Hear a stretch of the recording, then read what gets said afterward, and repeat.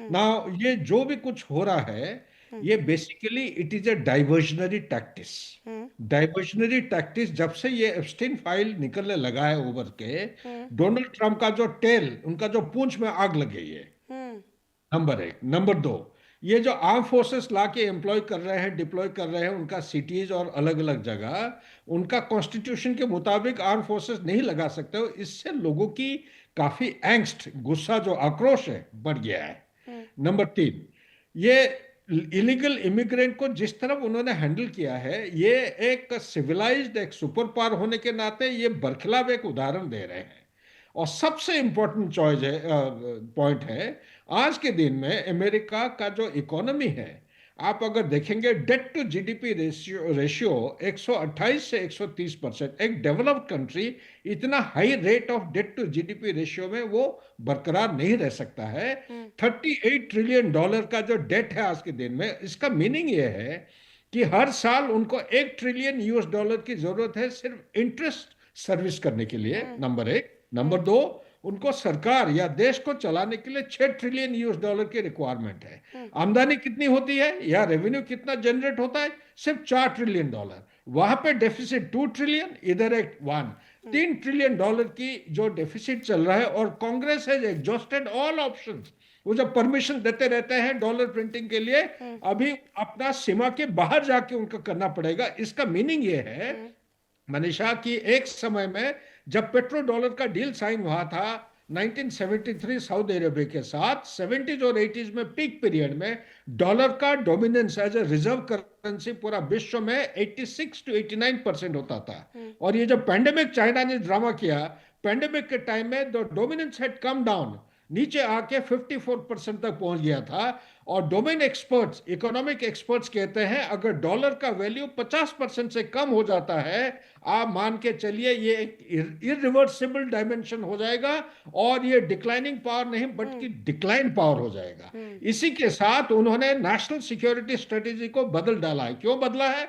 Donald Trump power में आए 2.0 जनवरी 20 को, और आए पूरा खुले मुद्दे के साथ, साफ दिमाग था कि ये दोनों लड़ाई जो यूक्रेन और मिडिल ईस्ट में चल रहा है, इनको हुँ, रोकेंगे, हुँ, सीज फायर कराएंगे। हुँ, लेकिन देखते देखते ऐसा प्रेशर में आने लगे हुँ, कि उन्होंने लॉन्ग रेंज मिसाइल यूक्रेन को दे दिया। ये एक टर्निंग हुँ, पॉइंट है जो कि नॉर्मल मेन स्ट्रीम मीडिया में अटेंशन नहीं दे रहे। हुँ, जैसे ही वो लॉन्ग रेंज मिसाइल यूक्रेन को दिया, वैसे ही रशिया बोला कि ठीक है, आप लॉन्ग रेंज मिसाइल दे रहे हो, लड़ाई बंद करने की वजह से आप लड़ाई बढ़ा रहे हो। हुँ, तो उन्होंने क्या किया, मार्च 2025 को क्यूबा और रशिया के बीच में एक स्ट्रेटेजिक मिलिट्री पार्टनरशिप साइन हुई है। हुँ, और साइन होते ही चंद एक दिनों के अंदर रशिया के एसएसबीएन, यानी कि द सबमरीन, उनके हुँ, जो फ्रिगेट्स, हुँ, उनका डिस्ट्रॉयर, नेवल वेसल्स आके देखने लगे कहां पे, क्यूबन वाटर। हुँ, क्यूबन वाटर और कैरिबियन से ज्यादा दूर नहीं है। हुँ, और ये जहाजों में दो किस्म की मिसाइल डिप्लॉयड थे। एक हुँ। था जिरकॉन तो मिसाइल। इस डील के बाद ट्रंप घबरा गए, इस डील के बाद ट्रंप घबरा गए। नहीं, घबराया नहीं। हुँ, घबराया नहीं। वो हुँ, घबराया मतलब ये एग्जिस्टेंशियल थ्रेट है अमेरिका एज अ सुपर हाँ, पावर, बैकयार्ड। और जैसे 1962 में क्यूबा क्राइसिस हुआ था, हाँ, इसी तरह ये क्राइसिस इतना बढ़ गया, हाँ, वो मजबूरन उनका एक नेशनल सिक्योरिटी स्ट्रेटेजी का जो ओरिएंटेशन है अभी तक, हुँ, उससे क्लीन डिपार्चर लेके एक नए किस्म के बना है, जिसमें रशिया को उन्होंने एश्योरेंस दिया है इनडायरेक्टली और डायरेक्टली कि आपको हम G8 स्टेटस देंगे। हुँ, आपको इंटरनेशनल जियोपॉलिटिक्स का जो अभी डायनेमिक्स है उसमें आपको ब्रिंग बैक करेंगे। हुँ, उनका इरादा है चाइना का एम्ब्रेस से उनको हटाना है। दूसरे तरफ चाइना के साथ जब बात करते हैं, चाइना को बोलते हैं आप G2, एक पोल आप हो, एक पोल यूएसए है। आप ताइवान के साथ जो मर्जी करना है कर लीजिए, हुँ, लेकिन हम वेस्टर्न हेमिस्फीयर में जो कर रहे हैं उसमें दखल अंदाज नहीं करेंगे। हुँ, इसलिए आप देखे होंगे Maduro, before he was captured and arrested, कुछ चाइनीज मिलिट्री इंटेलिजेंस ऑफिशियल जाके उनसे मिल के आए थे। हुँ, उन्होंने ये कहा था भैया टाइम हो गया, हुँ, आप अपने आप को सरेंडर कर दो। हुँ, तो उन्होंने सरेंडर किया और बोला भी आप ऑयल फील्ड ले सकते हो। हुँ, ठीक है ना? ये धमकी ये था कि अगर वो नहीं करेंगे तो उनका और उनकी वाइफ की डेथ हो सकती है। हाँ, तो ये जो था, इसी बैकग्राउंड के साथ उनका जो मेन मुद्दा ये है कि जो मनरो डॉक्ट्रिन है, वे बैक इन 1823 जो अपनाए थे, जेम्स मनरो प्रेसिडेंट थे, कि जो हेमिस्फीयर, वेस्टर्न हेमिस्फीयर, अटलांटिक के उस पार जो जिम्मेवारी है सेफ्टी और सिक्योरिटी, ये पूरा यूएसए का होगा। Americas, when we talk about America, it means North America and हाँ साउथ अमेरिका। हाँ। लेकिन उनका सर, एक क्या अंडरस्टैंड। क्या ट्रम्प को रोकने वाली कोई ताकत नहीं है क्या? ट्रम्प को रोकने के लिए कोई ताकत नहीं है क्या? कौन है, कौन बता सकता है इसका, हाँ, कौन है ताकत, आप अब बताइए। कैसे रुकेंगे ट्रम्प? अब तो उनको शह मिल गई है ना सर। अब नहीं, तो सब झुक रहे हैं, सब दब रहे हैं, सब दबाव में हैं। राष्ट्रपति उठा लिया, किसी ने कोई चू नहीं की है, कोई आवाज नहीं उठाई है। हाँ उनको बस एक हाँ जवाब दे दूं मैं, हाँ, रोकने जल्दी का जल्दी सर। सिर्फ एक, आज के दिन में अमेरिका के अंदर रेडिकलाइजेशन बहुत गहरा में फैल गया है।